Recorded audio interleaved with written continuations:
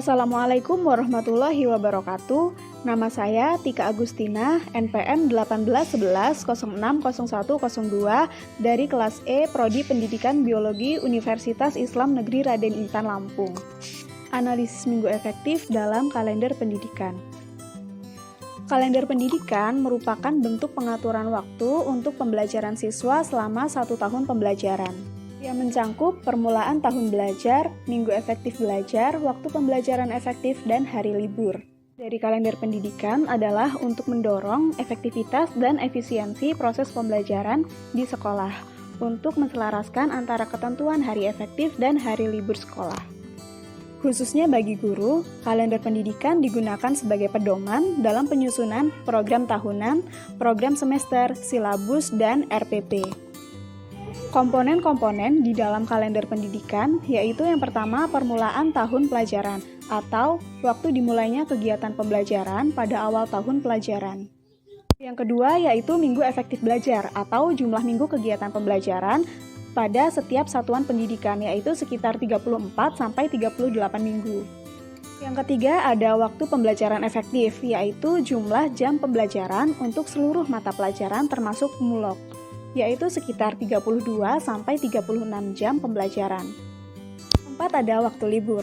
Waktu libur ditetapkan untuk tidak diadakan kegiatan pembelajaran terjadwal, terdiri dari jeda tengah semester, jeda antar semester, libur akhir tahun pembelajaran, hari libur keagamaan, hari libur umum termasuk hari libur nasional, dan hari libur khusus. Video ini dibuat sebagai tugas observasi dari mata kuliah Talaah Kurikulum tentang membuat perangkat kalender akademik dan analisis minggu efektif sesuai dengan jenjang pendidikan.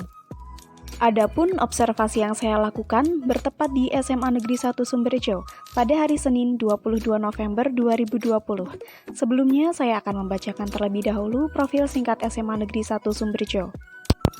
Sekolah SMA Negeri 1 Sumberjo atau dikenal juga dengan nama Semanis adalah salah satu SMA negeri di Kabupaten Tanggamus, beralamat di Jalan Raya Gunung Batu, Simpang Kanan, Kecamatan Sumberjo, Kabupaten Tanggamus. Sekolah ini didirikan pada 14 Februari 2001. SMA Negeri 1 Sumberjo menggunakan kurikulum 2013 dan menerapkan sistem full day school dan masih berjalan lancar hingga saat ini. Sarana dan prasarana yang terdapat di SMA Negeri 1 Sumberjo sudah sangat baik. Terdapat 20 ruang kelas, 3 laboratorium, perpustakaan, masjid, lab komputer, beberapa sanggar sebagai ruangan ekstrakurikuler, kantin, UKS, dan parkiran yang semuanya dalam keadaan baik dan memadai. Untuk mendukung minat dan bakat siswa, SMA Negeri 1 Sumberjo juga memiliki beberapa bentuk ekstrakurikuler seperti OSIS, Pramuka, Olahraga, Paskibra, PMI, KIR, Seni Tari, Rohis, English Club, dan Mading. Selama pandemi, pembelajaran dialihkan menggunakan metode daring dan belum dapat melakukan pembelajaran tatap muka hingga saat ini. Adapun kendala yang dihadapi yaitu seperti sinyal yang kurang lancar ataupun keterbatasan kuota. Namun kendala ini masih dapat ditangani. Selanjutnya, sistem penilaian yang digunakan oleh guru, khususnya biologi, masih seperti pada umumnya, dengan penilaian keaktifan, ulangan harian, tugas-tugas, ulangan tengah semester, dan ulangan akhir semester. Adapun perangkat yang digunakan sudah sangat lengkap, yakni terdapat program tahunan, program semester, silabus, rencana pelaksanaan pembelajaran, LKPD, LDPD, lembar penilaian absen, dan jurnal. Penghitungan minggu efektif pembelajaran. Adapun yang harus kita lakukan yaitu yang pertama, siapkan kalender pendidikan yang telah dikeluarkan oleh Dinas Pendidikan atau Kantor Kementerian Agama setempat. Berikut ini merupakan kalender pendidikan dari Provinsi Lampung tahun pelajaran 2019-2020. Yang kedua yaitu menghitung jumlah pekan dengan menghitung jumlah seluruh pekan dalam 1 bulan dimulai dari bulan Juli sebagai awal tahun pelajaran sampai bulan Desember karena akhir semester pertama atau ganjil. Berikutnya jumlah seluruh pekan dalam bulan Januari sampai dengan bulan Juni di kalender berikutnya. Contohnya sebagai berikut. Dapat kita ketahui pada bulan Juli 2000 sekian, Terdapat 31 hari dimulai pada tanggal 1 pada hari Jumat sampai tanggal 31 di hari Minggu. Jumlah minggu yaitu terdapat 5 minggu dari jumlah kolom minggu yang dapat kita hitung. Adapun jumlah minggu efektif hanya 1 minggu yaitu pada tanggal 25 sampai 30 Juli.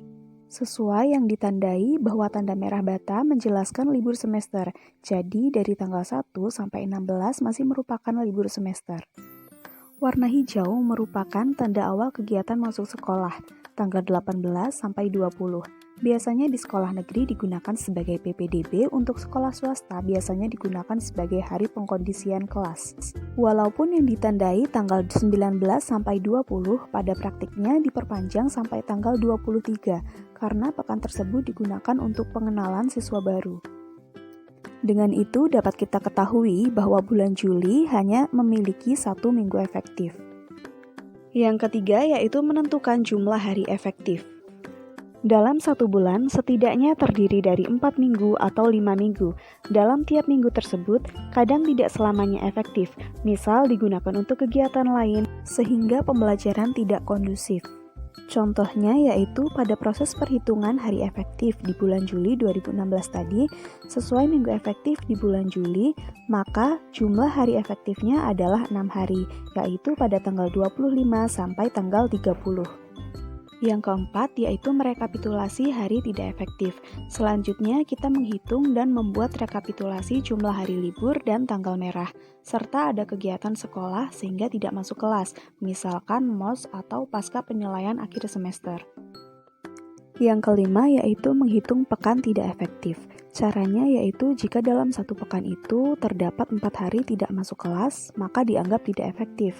Dan jika jumlah hari dalam 1 pekan itu berjumlah 3 hari atau kurang, maka dianggap minggu tidak efektif.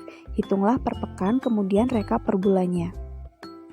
Yang keenam yaitu menghitung jumlah minggu efektif. Caranya adalah jumlah pekan dalam 1 semester dari Juli sampai Desember dikurangi dengan jumlah minggu tidak efektif yang sudah dihitung, sehingga ditemukan jumlah pekan efektif dalam 1 semester. Yang ketujuh yaitu menghitung jumlah jam alokasi pembelajaran. Yaitu caranya dengan mengkalikan jumlah minggu efektif dengan jumlah jam belajar 1 minggu dalam kelas. Misalnya, dalam mata pelajaran biologi memiliki 18 minggu efektif dan 4 jam per minggu, sehingga jumlah jam efektifnya yaitu 18 kali 4 sama dengan 64 jam pelajaran. Sehingga didapatkan bahwa dalam 1 semester menghasilkan jumlah jam efektif sebanyak 64 jam pelajaran. Ini belum diambil dengan jumlah jam yang digunakan soal ulangan harian, UTS, UAS, dan kegiatan guru lainnya seperti pengisian rapot dan lainnya. Hasil pengurangan tersebut selanjutnya disebut jam tatap muka efektif. Untuk menghitung jumlah jam tatap muka efektif sendiri yaitu jumlah jam efektif dikurang perhitungan kegiatan ulangan harian, UTS, UAS, dan lain-lain. Contohnya misalnya pada pelajaran biologi memiliki jumlah jam efektif 64 jam pelajaran dan perhitungan kegiatan yaitu sekitar 20 jam pelajaran, sehingga jumlah tatap muka efektif yaitu 44 jam pelajaran. Jadi dalam 1 semester jumlah jam tatap muka pada suatu mata pelajaran yang jumlah jam pertemuannya adalah 4 jam adalah 44 jam pelajaran. Sekian dari saya yang dapat saya sampaikan. Saya akhiri. Wassalamualaikum warahmatullahi wabarakatuh.